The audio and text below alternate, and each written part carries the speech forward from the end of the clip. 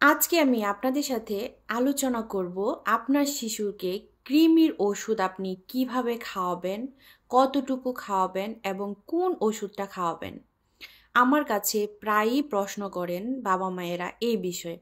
তো চিন্তা করলাম যে কৃমির যে ডোজটা আছে বা কত বয়সে কোনটা দিবেন, তো এই বিষয়ে একটা ভিডিও তৈরি করি আপনাদের জন্য। শিশুদের কৃমির ওষুধ কখন খাওয়াতে হয়, কতদিন পর পর খাওয়াতে হয় এবং কি ওষুধ খাওয়াতে হয়, আসুন জেনে নিই। শিশুদেরকে কৃমির ওষুধ সাধারণত 2 বছরের পর থেকে নিয়মিত খাওয়াতে হয়। সাধারণত 4 থেকে 6 মাস পর পর আপনি আপনার শিশুকে কৃমির ওষুধ নিয়মিত খাওয়াবেন। তবে 1 বছরের পর থেকে আপনি আপনার শিশুকে কৃমির ওষুধ দিতে পারেন যদি তার সমস্যা হয়ে থাকে। তো আপনি যে আপনার শিশুকে 1 বছরের পরে থেকে যদি কৃমির ওষুধ দিতে চান, মনে করেন আপনার বাচ্চার কৃমির সমস্যা হয়েছে, সেই ক্ষেত্রে অবশ্যই আপনাকে একজন শিশু বিশেষজ্ঞ ডাক্তারের পরামর্শ নিয়েই কিন্তু তাকে কৃমির ওষুধটা দিতে হবে। তো আসুন এখন আমি আপনাদেরকে বলি যে আপনারা কোন ওষুধটা আপনার বাচ্চাকে দিবেন। আমি সাধারণত অ্যালভেন্ডাজল বা ম্যাভেন্ডাজল এই দুইটা ওষুধ প্রেফার করে থাকি।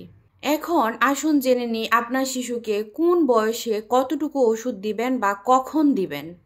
আপনার শিশুর বয়স 12 থেকে 23 মাস হয়ে থাকলে আপনি আপনার শিশুকে অ্যালভেন্ডাজল, যেটা অ্যালমেক্স নামে পাওয়া যায় বা অ্যালবেন নামে পাওয়া যায়, 1 চামচ করে রাতে খাবারের আগে আপনার শিশুকে দিবেন।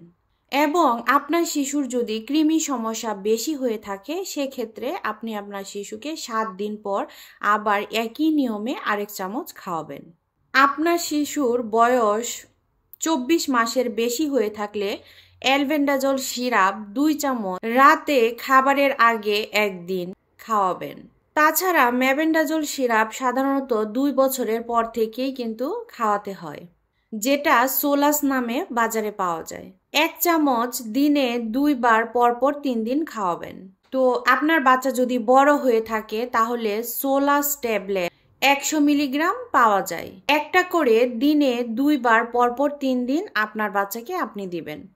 তো আশা করি আজকের আলোচনার মাধ্যমে আপনারা বুঝতে পেরেছেন আপনাদের বাচ্চাকে কিভাবে কৃমির ওষুধটা দিবেন এবং আপনার বাচ্চার বয়স অনুযায়ী কোন ওষুধটা দিবেন, কতটুকু ডোজ দিবেন।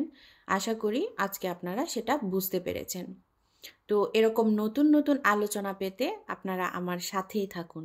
তো আজকের মতো এখানেই শেষ করছি। ধন্যবাদ।